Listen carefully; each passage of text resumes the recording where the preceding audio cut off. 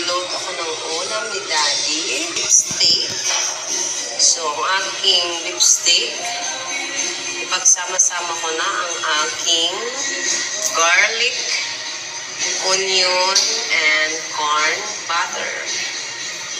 So, na aking gagawin ay first, buksan ko muna ang aking para may apoy. Painitin ko muna. Here, making best bread from Bretters or from So yan guys, ang aking corn malapit na maluto. Garlic at saka onion bago natin ilagay ang ating beef steak.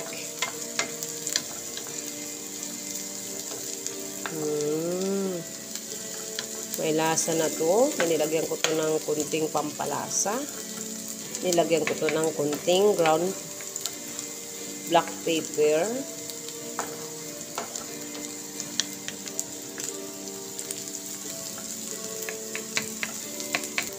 Kunting seasoning.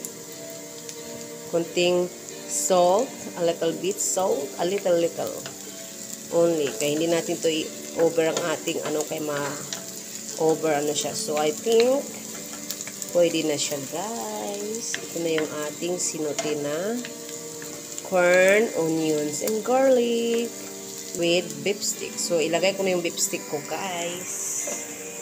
Kaya, luto na tong So, yan ang ating yan yung ating beef stick. Excuse me. So, yan guys, nilagay ko na yung ating beef steak. So, kunting luto na to. Madali lang. Very quick cooking lang to. Okay, it's done. Pwede na. Kasi, hindi natin po i-overcook ang ating meat, ang ating beef steak. So, pinatay ko na yan guys yung apoy. Luto na ang onions, garlic, and corn. So, ito na yung kinalabasan. Ready to serve. So, gawin ko na yung kay Daddy, mashed potato. At para ilagay ko na to. Malasa na to guys. So, ito yung ating beef stick with corn, onions, garlic,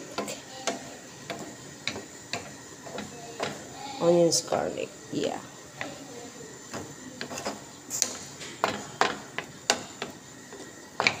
So, ayan na.